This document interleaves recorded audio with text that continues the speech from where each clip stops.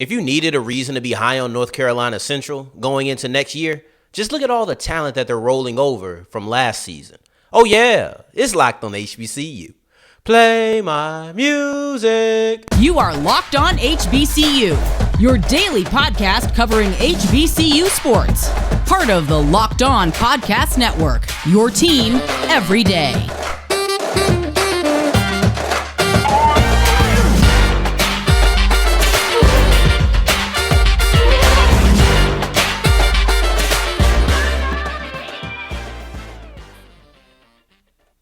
What's going on, family? Welcome back to another episode of the Locked on HBCU podcast, your number one daily one-stop shop for everything HBCU athletics, Monday through Friday. Part of the Locked On Podcast Network, your team every day. And I, of course, am Darian Gray, a.k.a. the Mouth of the South, Texas Southern alum and former TSU Herald Sports editor and contributing writer at USA Today's Saints Wire. And I appreciate you for making us your first listen of the day every day. Remember, just because the mic cuts off does not mean that the journey is over. Just means it's time to follow me on Twitter at South Exclusives, starts with an S and ends with an S. Today's episode is brought to you by FanDuel, the official sports book of the Locked On Podcast Network. Go to FanDuel.com/LockedOn to make every moment more.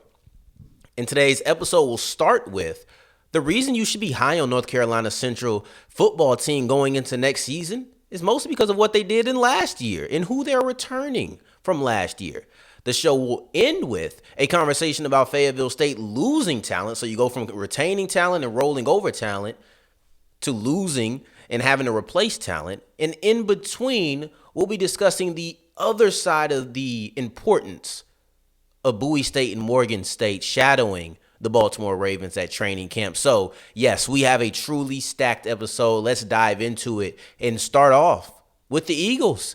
The rollover from 2022 is the reason you should be high on North Carolina Central football in 2023. Now, they're the defending national champions, first and foremost. Everybody knows that. The Celebration Bowl was an instant classic. It was a game that was absolutely phenomenal, and everybody tuned in to watch it, and everybody who did tune in to watch it was instantly given a true treat. But it's not just the fact that they're the defending champions. It's about who are you returning from that championship team. Now, of course, you're coming in with Coach Oliver. You're returning your head coach. He didn't go anywhere. So the leadership, the foundation, the guy who's really leading the charge for your team, he's returning. So we like that. And I love his energy all the way from MEAC Media Day up until they won the Celebration Bowl and afterwards as well. So he's returning there. But I think when talking about coaching, we might need to look at how good this was as a team. As a team first, they weren't a flash in the pan. It wasn't as if, 2023 happened, they just popped out of nowhere, or they weren't that good prior to this, so are they really going to be able to replicate it? I think that they had the team success in 2021 that should let you know, okay, this is a team that is for real. And in 2021, they were 4-1 in the conference, same as they were last year. They were 3 points away, or really 4 points because they lost by 3, but they were 4 points away from beating South Carolina State, which would have put them into the 2021 Celebration Bowl, but that's okay. They lost to the eventual national champions. And then in 2022, you come in and you're the national champions. So there's a level of consistency over 2 seasons now to where you shouldn't really have to worry if they're going to be coming in and saying, they might not be able to replicate. They might not be for real. No, I trust that they'll be for real, and that's because of Davius Richard. Davius Richard is now second all-time in North Carolina Central passing. But let me tell you what he's done over his career. If we're talking about consistency, every single year he has improved his metrics. Passing yards improved every year. Yards per completion improved every year. Passing touchdowns improved every single year. Completion percentage improved every single year. Shall I continue? I will continue. I'll go into the running stats. Rushing yards improved every single year. Yards per attempt every single year has improved. Rushing touchdowns has improved every single year. So he's had more yards, more efficiency, and more scores every single year from his freshman year to his junior year. If there was any reason to believe that he will continue to play at a high level, I think that's it right there. Even if you don't want to get into traits and things of that nature, just look at his resume. Look at what he's done over the 3 years that he's played and tell me why I would question him to not come out and do it again in 2023. And that's your quarterback. That leads to charge just as much as your head coach does. Okay, so let's look beyond just the QB. You also have Mookie Collier coming over. Last year, second leading rusher in the MEAC, the leading returning rusher in the MEAC because Alfonso Graham went on and now he's with Pittsburgh. So you have the leading passer in the conference. You have the leading rusher in the conference. By the way, Davius Richard, the leading passer, was the third leading rusher within the conference. You have the stars. How many people can really say that they are returning their stud quarterback and stud running back? Not many. Delaware State can say it, but there are two redshirt freshmen, and quite honestly, the Delaware State offense, they were fifth in passing and fifth in rushing.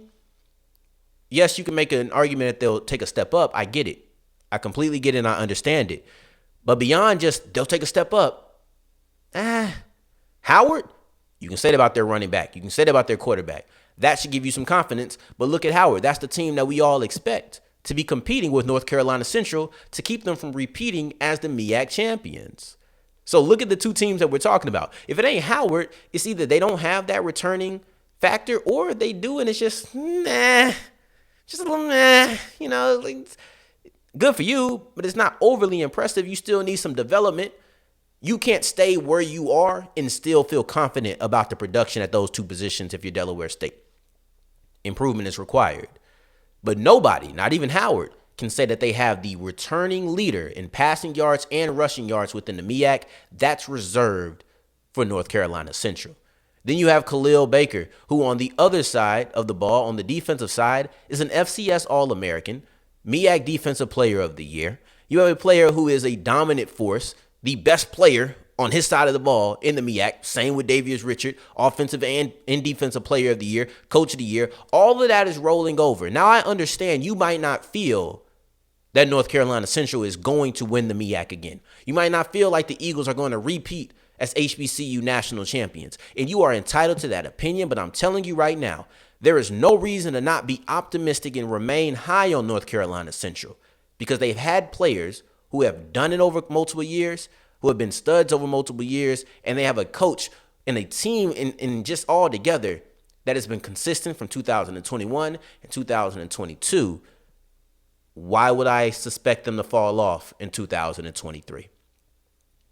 When somebody tells me that, you know where to find me, at South Exclusives on Twitter or in the comments down below. I would love to know somebody who has the reason for it. But going forward, there's a side of the shadowing the Baltimore Ravens that I just didn't really touch on. And I should have talked about this a little bit more. So I'm here to redeem myself and discuss the networking aspect of Bowie State and Morgan State shadowing the Baltimore Ravens at training camp last week, and then also the Bill Walsh Fellowship as we continue with Locked on HBCU. Today's episode is brought to you by FanDuel, and FanDuel is the official sportsbook of the Locked On Podcast Network. The finals are here. The finals are tomorrow. Starting tomorrow night, you got Miami versus Denver. I know a lot of people are going to count Miami out after they almost gave up the 0-3 or the 3-0 lead. But I don't know. I just can't count Miami out. It just doesn't feel right. Been doing it all playoffs. Who's going to win how many games? You can put your eyes down on that. Who's going to be the MVP? Is it going to be Caleb Martin? Is he going to redeem himself for being robbed of the Eastern Conference Final MVP in many people's mind? Is it going to be Jokic? Is it going to be Jamal Murray? Is it going to be Jimmy Butler? Who's it going to be? Who's going to win? Who's going to win the MVP? How many games is it going to happen in? There's only one place to make your money on, and that's FanDuel.com/locked-on. No sweat first bet, meaning even if you lose at first, you get another chance. Go to FanDuel.com/locked-on to make every moment more. And as we continue rolling on today's episode of Locked on HBCU, I appreciate you so much for making us your first listen of the day every day. On tomorrow's episode, listen, we have a big-time transfer from Texas Southern women's basketball to Jackson State women's basketball. And this is a move that I can't really blame her. Even though I'm a proud alum, I can't blame her for making this decision. Now, there's a side of shadowing the Baltimore Ravens for Morgan State and Bowie State that I didn't dive into. And that's on me. I should have dove into that topic. But the truth is, I wasn't thinking like that. I was thinking about the X's and O's aspect. I was thinking about what they can do. So let me come back and let me redeem myself. Allow me to redeem myself, because there's more than just perfecting your craft. There's more than that. That's a big part of being able to shadow, and then also being a part of the Bill Walsh Fellowship. But it's not the whole story, and it arguably isn't the most important part either. It depends on how you look at it. Either the X's and O's or this other side is. See, when you look at Avery Williams, when Avery Williams came on, he said, "We talked in depth." This is a quote from, not came on, but this is a quote from Avery Williams. "We talked in depth about a lot of things they do in terms of scheme, techniques, they teach, etc. That's extremely beneficial in terms of developing myself as a coach." That is great, but what is going to take you the farthest is the networking opportunities that come with the fellowship, that come with being invited to shadow. That's the things that we're going to see a lot of value in going forward. So, though I didn't get it all out the first time, I guess this is like volume 2. The things that I didn't come up with a week ago, maybe the segment was too short. I don't know. Maybe I'm trying to come up with some excuses, but it's all right. Regardless of what the reason is, we have a time to come back and discuss this networking. And to me, that is by far the most valuable thing. The most valuable thing of the fellowship, the most valuable thing of the shadowing, all of that. And just like the X's and O's, this is beneficial to the coaches and the players. Those are the things that I want to look at. Who is it benefiting? And it's benefiting the coaches and the players. So Antoine Sewell, he's going to be a part of the Bill Walsh Fellowship, but he was also there with the Baltimore Ravens. I can make an argument that the fellowship is a little less effective at making networking connections than just the shadowing is, right? Because I don't know who picks who goes to where, right? I don't know who says, "So, well, you're going to go to the Ravens," because he actually is going back to Baltimore for it. Did the Ravens request him? I don't think that's the case. I want to say that the NFL places you with somebody based on the teams that you listed you would like to go to. But I don't know how much the teams actually have a choice in that. And I think that you're a little bit more memorable when they choose to bring you up. Story time. So when I was in college, the basketball college game day came to UH for a game. And a couple of the guys who worked that behind the scenes were Texas Southern alums. So they came to TSU, and I think it was a bunch of us TSU guys and girls, and I think it was a couple of people from UH as well. And I had the opportunity to ask Jay Williams a question, right? And he gave me a piece of advice that hopefully I'll be able to hand down later. I hope to be able to hand it down later down the line, because it's kind of like that line, right?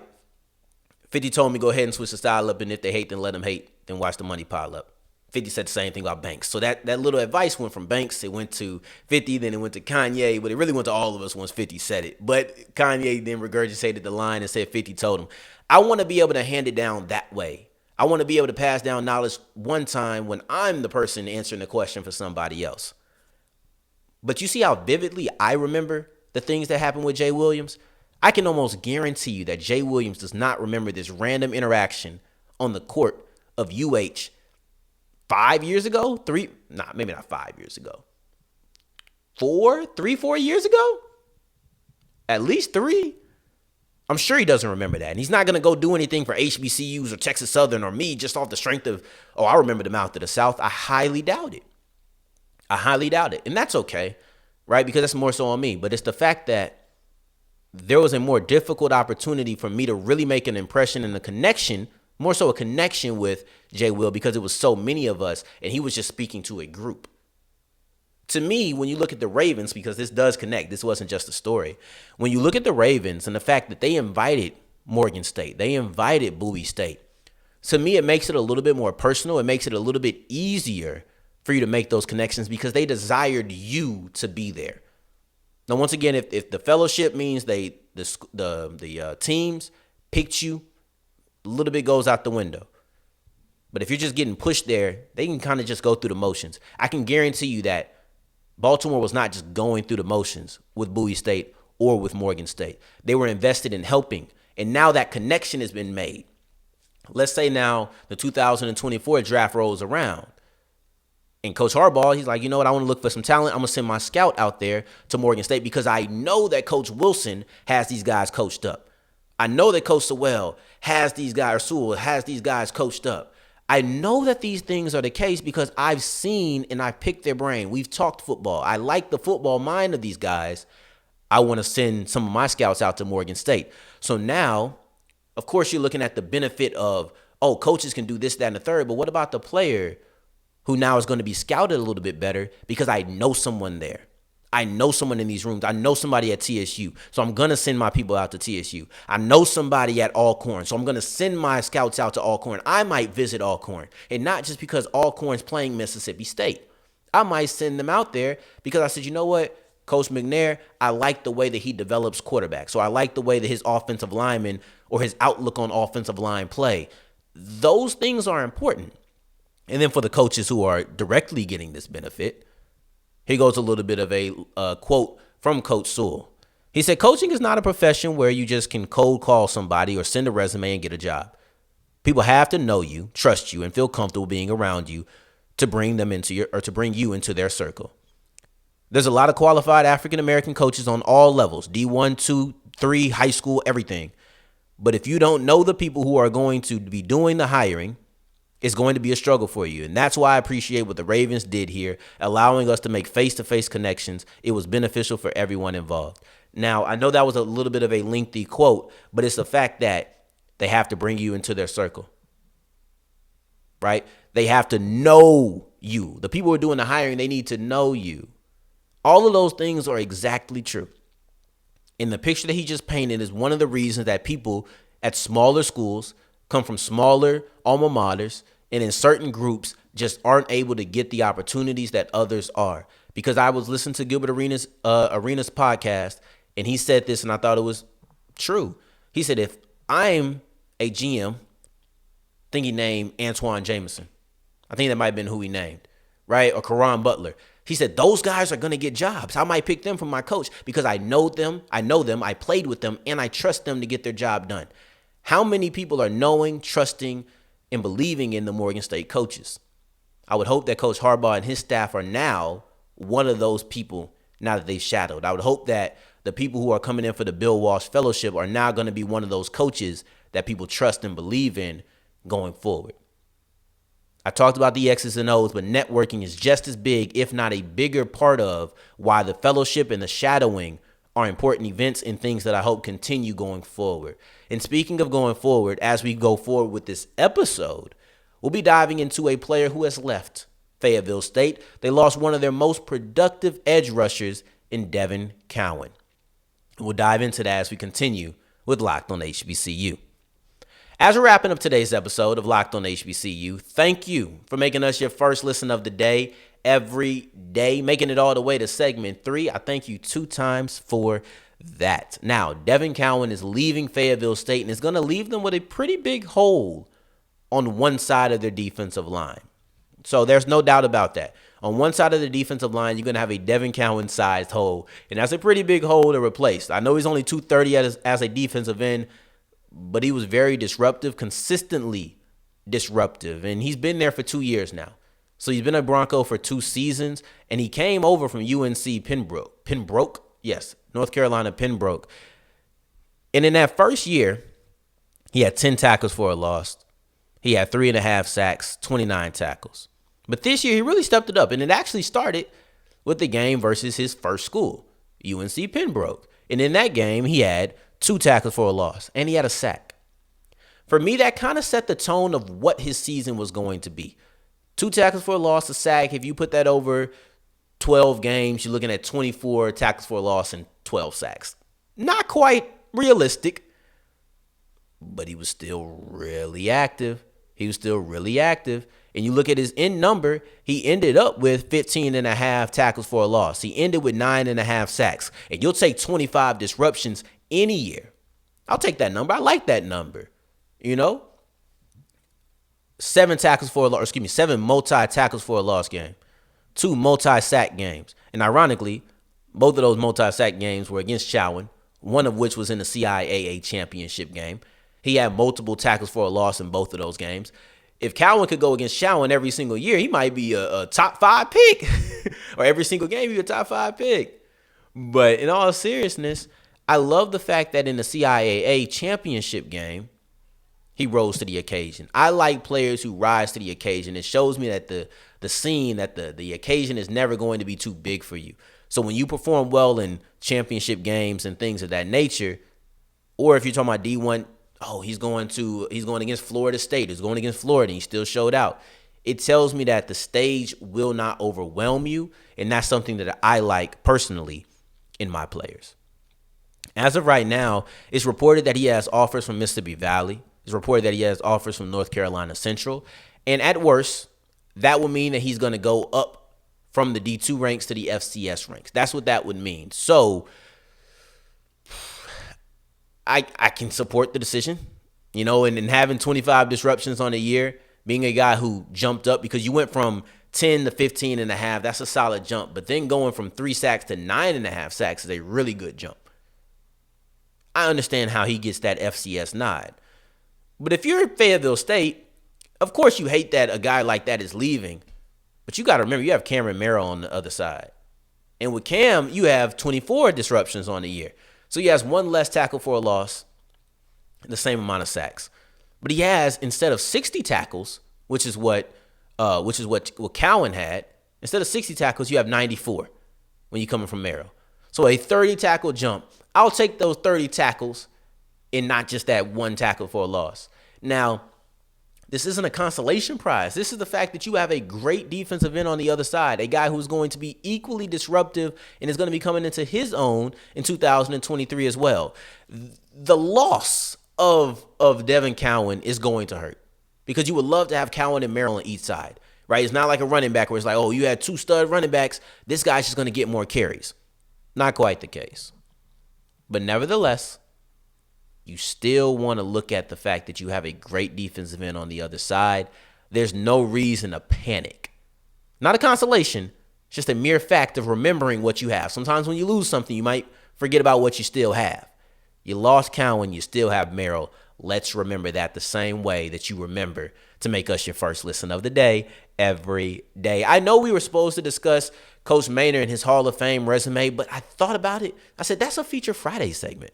So on Friday, we'll be discussing that. On tomorrow, we'll be discussing this Texas Southern women's basketball player who has left for Jackson State. I'm trying to keep a little bit of mystery around it for those who may not know. So we're going to keep her nameless until tomorrow's episode. So you just have to watch out for that. Now, in the meantime, in between time, if you're looking for me, you can find me on Twitter at South the Exclusives. Until the next time that we hear each other, family, take care. Stay blessed. Peace.